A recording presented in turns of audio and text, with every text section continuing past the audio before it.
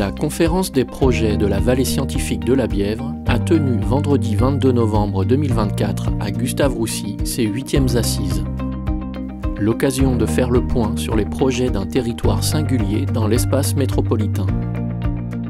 Bienvenue au cœur de cette belle ville et de ce beau projet, Campus Grand Parc. Vous êtes ici dans une ZAC pilotée par l'aménageur SADEV 94. Ce projet est à la fois une démarche partenariale sur laquelle j'insiste, nous insistons en permanence et avec toute l'énergie que vous connaissez de l'équipe de la VSB pour le rappeler, pour le faire, pour lui donner en permanence une actualité forte. En 1999 se tenaient les premières assises au fort de Montrouge, sur la commune d'Arcueil. Et à l'époque, les maires présents, j'en vois quelques-uns, notamment Philippe Laurent, Daniel Breuillet, Marie-Hélène Amiable, Pascal Buchet, qui était maire de Fontenay-aux-Roses. J'ai aussi une pensée, Étienne, pour Jean-Louis Metton, qui était le maire de Montrouge, souhaitaient effectivement prendre en main leur territoire de part et d'autre de la Nationale 20, au motif qu'ils avaient le sentiment, leur commune évidemment prospérait naturellement, mais que par rapport au centre de leur département, que ce soit Nanterre ou Créteil, ils se sentaient un peu, on va dire, pas forcément toujours pris en compte au niveau du potentiel qu'il y a dans ce territoire. Et c'est ainsi qu'est née effectivement la démarche de la vallée scientifique de la Bièvre, autour des élus, avec les acteurs économiques dont je fais partie, mais aussi, et très vite, bien sûr, l'université. L'occasion pour moi aussi de saluer le président Camille Galap, qui est président de l'université Paris-Saclay. Aujourd'hui, après nos dernières assises qui se sont tenues au Beffroi à Montrouge, sous l'égide d'Étienne Langereau, maire de Montrouge, nous voici réunis à Villejuif, accueillis par Pierre Garçon. Les assises se sont toujours déroulées, Dominique Géry disait tout à l'heure, depuis 1999, à chaque moment clé, à chaque étape où il y avait finalement à se poser et à réfléchir collectivement à notre avenir collectif et à notre capacité, compte tenu du regard que nous portons sur la VSB, d'ouvrir une nouvelle séquence pour envisager un avenir commun. Dans les étapes que la VSB a connues, il y a eu le temps de l'engagement, de la coopération entre tous, pour un développement local et pour faire connaître peut-être les forces qui étaient les nôtres, ce que décrivait tout à l'heure Dominique Géry. Et puis dans les années 2010, il y a eu la question de comment on tire parti du projet du Grand Paris et comment on réinvente notre place dans l'espace de l'université Paris-Saclay suite à la création du campus à Saclay. Aujourd'hui, les 8e assises, elles ouvrent une nouvelle étape que nous avons à définir. Nous sommes dans une période, et nous l'avons vu avec l'exposé de Pierre Garçon, où de grands projets arrivent à l'étape de leur concrétisation. C'est vrai du Grand Paris Express, avec l'arrivée de la ligne 14 et de la ligne 15. C'est vrai du PSCC et de la ZAC Campus Grand Parc. C'est vrai du campus Cachan. C'est vrai du projet des Mathurins à Bagneux. Et je pourrais citer comme cela tous les projets qu'il y a dans nos villes. Mais nous devons, dans cette période de réalisation, nous projeter à nouveau vers l'avenir pour voir quelles sont les transformations, les transitions, quels sont les nouveaux tournants que nous devons prendre. Dans une première séquence, les avancées des projets urbains, tels que Campus Grand Parc à Villejuif, Campus Cachan, les Mathurins à Bagneux, ont été présentées par les maires, ainsi que les nouveaux défis pour le territoire. La crise climatique, la crise économique et immobilière qu'on connaît en ce moment, nous oblige, c'est un devoir, de nous réinterroger sur des projets qu'on a conçus il y a déjà 10 ans, voire plus, et qui se mettent en œuvre aujourd'hui, et où on sent qu'il y a besoin de les revisiter. L'arrivée du métro, c'est l'accélérateur extraordinaire. Nous portons pour ce site des Mathurins, mais on le porte avec d'autres collègues de Vallée Sud, de Grand Paris, le prolongement de la ligne 4. Je réfute l'idée, parce que je sais qu'il y a eu le débat sur le fait que est-ce que l'espace public, est-ce que vraiment c'est du service public, est-ce que finalement on ne pourrait pas confier ça à des entreprises privées pour l'entretenir. Moi, je considère que l'espace public, l'aménagement et la capacité à maîtriser cet espace public, à le construire, à le porter, c'est une logique qui porte l'intérêt général, l'intérêt de tous, et c'est le patrimoine de tous nos habitants. Si on parle de santé, il faut aussi parler de la santé pour les habitants. Ce que je pourrais proposer, c'est qu'on réfléchisse au concept de parc naturel urbain, donc PNU pour les initiés, c'est-à-dire la façon dont on fait du paysage santé. Ici, il y a des scientifiques, il y a des universitaires, il y a des maires engagés, et il y a une véritable doctrine qui est en train d'émerger aujourd'hui, qui est comment est-ce qu'on fait un travail collaboratif dans le cadre du PNU qui est inspiré des parcs naturels pour faire du projet urbain avec une dimension scientifique, urbaine, etc. Nous voulons faire de l'industrie, parce que l'industrie génère 3 emplois pour un emploi industriel produit. Donc ça veut dire qu'on peut démultiplier. Mais on ne veut pas faire de l'industrie n'importe comment. On a des enjeux urbains, on a des enjeux d'environnement, on a des enjeux de modernité à créer aujourd'hui pour se dire on veut répondre aux besoins de nos populations. Alexandre Chemetov, Grand Prix d'urbanisme, a rappelé le cadre historique dans lequel se situent les projets urbains des villes de la vallée scientifique de la Bièvre. Pour avoir travaillé de part et d'autre de la vallée, ici même sur le quartier des Hautes-Bruyères, dessinant le canal qui fait la limite entre le parc et le quartier, et puis de l'autre côté, à Bagneux, reconstituant la butte des feux d'artifice qui permet de regarder par-dessus la silhouette des immeubles, la vallée, travaillant à Montrouge sur le site Schlumberger, bien avant tout ça, et au fond, sur le jardin du centre de Gentilly, sur la promenade à côté de la mairie d'Arcueil, au fond, essayant de promouvoir au travers de la vallée l'idée d'un urbanisme situé. Se dire que cette vallée nous oblige, dans le sens où elle devrait nous conduire à construire, à aménager différemment. Sur les fresques du château de Versailles étaient représentés les coteaux de la Bièvre, si vous voulez. Donc, il y a quelque chose à faire avec la conscience de la valeur de ce territoire. Et vous opposiez poétique et politique, je ne suis pas d'accord. C'est-à-dire la condition pour que les projets politiques soient durables, c'est d'introduire précisément cette question de l'expression de ce que j'appelais le trésor, c'est-à-dire comment les espaces publics expriment ce bien commun. Et ça me paraît peut-être poétique, mais aussi politique. Les débats ont porté sur les enjeux de mobilité et de lien domicile-travail.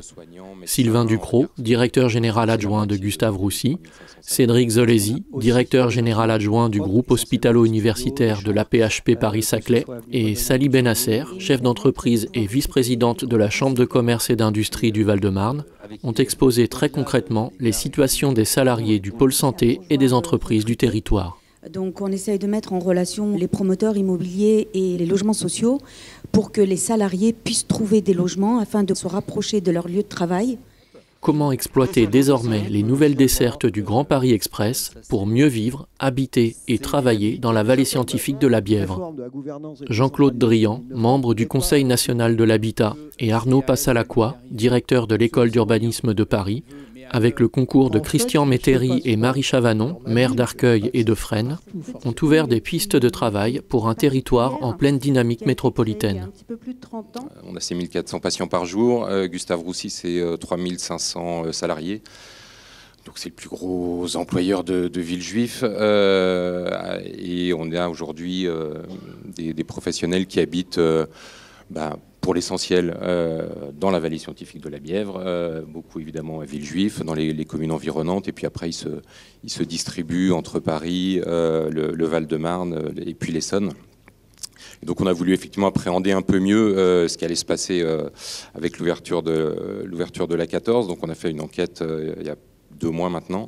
On a eu énormément de réponses, plus de la moitié des salariés ont répondu, ça veut dire qu'il y avait une attente forte sur ces questions et que plus de la moitié aujourd'hui ont des temps de trajet qui sont supérieurs à 45 minutes. On a un enjeu qui est extrêmement fort, à la fois de recrutement, mais aussi de fidélisation de nos personnels. Le GHU Paris-Saclay, dont je suis le DGA, regroupe 7 hôpitaux, dont 3 qui se situent dans la vallée de la Bièvre, Bicêtre, Paul Brousse, Antoine Béclair, sur les communes de Villejuif, Clamart et Kremlin-Bicêtre, et ça représente 6700 professionnels. 6700 professionnels qui ont besoin de se déplacer, Sylvain Ducrot en a parlé, mais qui ont aussi besoin de se loger. Et ce sont des questions qui reviennent extrêmement souvent dans les entretiens de recrutement. On s'approche dangereusement en Île-de-France du million de demandeurs de logements sociaux, pour un peu moins d'1 400 000 logements sociaux dans la région. Donc le rapport est quasi monstrueux. Deuxième élément un peu du bilan, ça a été aussi dit un peu là, c'est qu'aujourd'hui, les employeurs sont en première ligne pour dire qu'il y a un problème. Au début, c'était marginal. Mais aujourd'hui, je vois de plus en plus de logements classiques qui se transforment en colocation. Alors quand c'est 1, 2, mais quand c'est des dizaines et des dizaines de logements qui se transforment en colocation, qui sont souvent plus intéressants d'ailleurs financièrement pour les étudiants que le logement étudiant pur, ben là encore on déséquilibre l'équilibre de la ville. Il faut garder cet équilibre et je pense qu'on a travaillé, vous évoquiez la question du PMHH, c'est-à-dire qu'on a besoin d'une politique globale et aujourd'hui je crains qu'on ne l'ait pas. Au début, il a fallu d'abord imaginer ce réseau, et je vous l'ai dit, c'est d'abord un projet politique. Donc il faut rendre à tous ces élus, à ceux qui ont porté l'association Orbival, et c'est pas pour rien que c'est à cet endroit qu'on a les 2 premières lignes qui sont livrées dans le Grand Paris Express, parce qu'on avait un projet qui avait une certaine maturité. Ensuite, il y a eu effectivement cette phase, Nicolas Samsoun, qui est président de notre comité stratégique, Hélène de Commermont en est notre vice-présidente, dit c'est le temps des ingénieurs, le moment où on installe les gares, on se demande à quelle profondeur elles sont. On est vraiment dans un travail de conception. Et aujourd'hui, on a ouvert une nouvelle page, c'est celle des pôles et des quartiers de gare. On a toujours ce problème de décalage entre la génération qui a pensé le projet, celle qui l'a réalisé et celle qui va l'utiliser. Et c'est là où le défi il est aujourd'hui. C'est en fait le défi du GPE, c'est comment on va bien utiliser cet objet dont on hérite, qui a coûté quand même 35 milliards d'euros sans les frais financiers. Donc il s'agit de bien l'utiliser. Et comment on peut bien l'utiliser alors que la société a évolué. Elle a évolué sur au moins 2 aspects, on l'a vu avec le Covid tout à l'heure, qui sont les mobilités actives. On voit 20% donc, à la PHP là, de gens qui viennent en mobilité active, c'est très important, et c'est probablement assez nouveau. Et puis l'autre chose, c'est évidemment le télétravail, alors qui ne s'applique pas à tous les métiers, mais ce sont 2 défis pour le GPE, et donc comment bien le connecter à ces nouvelles aspirations. Et dernier élément, parce que là pour le coup j'ai envie de réagir, c'est aussi l'idée que ce GPE ferait du report modal. On voit, c'est un peu tendu cette question du report modal. Moi je pense qu'il faut sortir de cette idée du report modal en fait, et se dire que évidemment le monde avec le GPE est un monde différent du monde sans GPE, et que c'est pas les trajets qu'on va faire ne seront plus les mêmes. Donc c'est aussi des espaces de dialogue. Florence Charlier, de la Fédération nationale des agences d'urbanisme, a annoncé la labellisation de la vallée scientifique de la Bièvre comme observatoire territorial du logement étudiant. Ces 8e assises ont également été l'occasion de la signature d'un partenariat entre la VSB et l'Université Paris-Saclay. Je voudrais saluer la présence du président de l'Université Paris-Saclay, parce qu'avec sa présence, il nous dit quoi? Il nous dit qu'il n'y a pas que Paris et il n'y a pas que Saclay. Et qu'en réalité, l'Université Paris-Saclay, elle est à Sceaux, elle est à Cachan, elle est au Kremlin-Bicêtre, et qu'elle a décidé aussi d'y rester, et que ça, il ne faut pas l'oublier, c'était peut-être pas le projet de départ, mais c'est le constat qu'en fait, ces implantations, elles ont du sens en tant que telles, et qu'elles viennent alimenter un projet universitaire qui est évidemment plus large. Et votre présence nous dit que nous avons eu raison de tenir bon. Et que finalement, puisqu'il y a cette histoire de la vallée scientifique de la Bièvre et cette préoccupation portée par les élus et les acteurs, C'est ici que vous trouvez le moyen de porter des projets communs au travers de cette convention et puis des préoccupations communes aussi, je crois, notamment sur la vie étudiante et sur les problématiques de santé étudiante.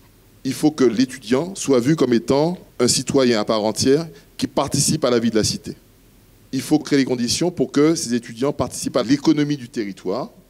Et c'est vrai que la question du logement ne peut pas se penser simplement sur du bâti à tel endroit pour pouvoir mettre des étudiants à un endroit donné. Il faut voir comment ça s'articule avec la vie du territoire.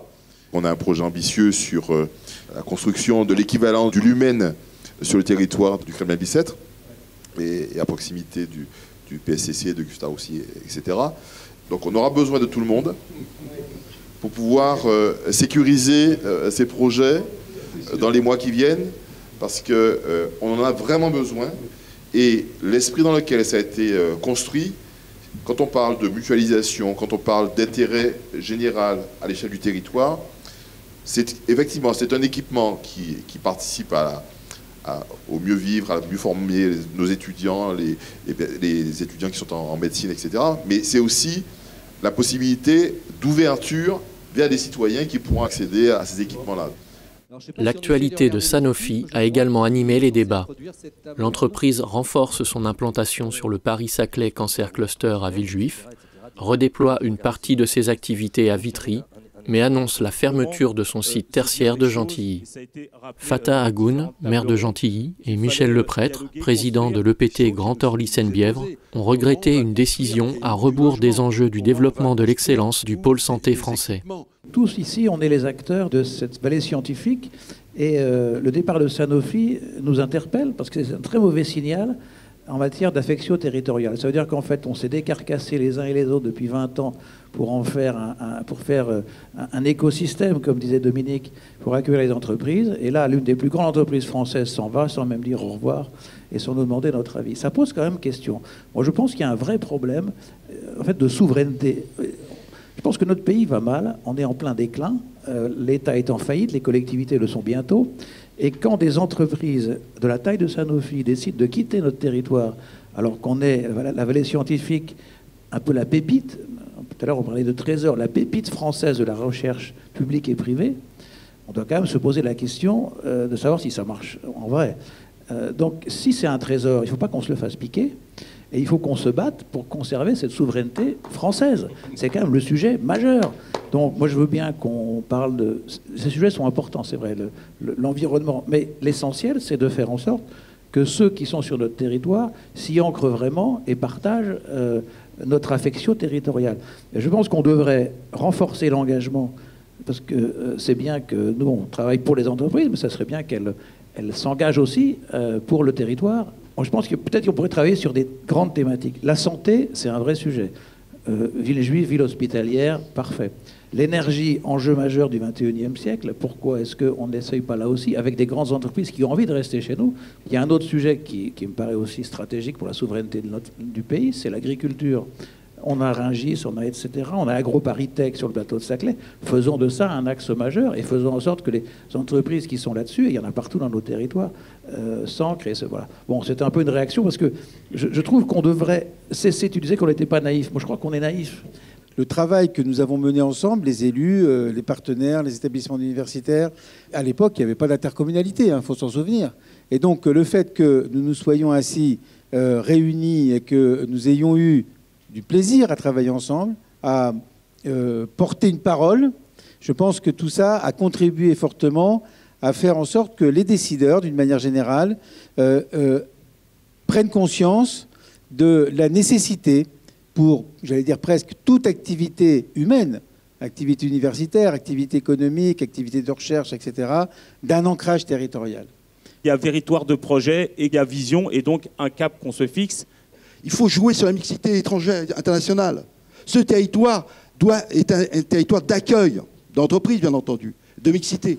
Ils sont prêts à venir. Moi, je n'ai pas d'inquiétude là-dessus. Ce sera un territoire international. Un dernier mot à propos de Sanofi. Moi, je pense que Sanofi se trompe.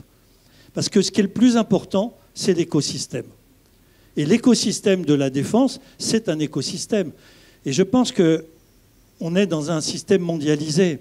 Ici, vous êtes dans un territoire situé, comme a dit Chemetov, et aussi mondialisé. Il est mondialisé par l'ampleur des recherches qui sont faites. Il est mondialisé par les migrants qui viennent sur ce territoire francilien. Il est mondialisé par les étudiants dont je souhaite qu'ils obtiennent toujours des visas, des autorisations de venir étudier dans notre pays. Eh bien, parfois, la mondialisation déraille. Et elle déraille quand elle pense que les enjeux de rentabilité à court terme sont les enjeux majeurs. Et la crise écologique va rappeler à tout le monde que la rentabilité à court terme n'est pas la garantie de la durabilité de nos projets. Donc ici, nous construisons de la robustesse, nous construisons de la reliance, et je pense que c'est peut-être la condition la plus essentielle à la durabilité de nos projets et au fait que notre métropole reste vivable, attractive et agréable à vivre, qui sont les enjeux qui intéressent chacun des maires qui composent ce territoire.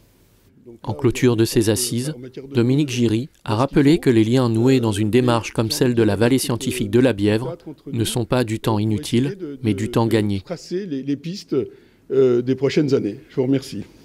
Ce que la métropole n'a pas forcément su faire, c'est-à-dire cette capacité au rééquilibrage territorial, à penser les choses globalement et à être dans la coopération intercommunale.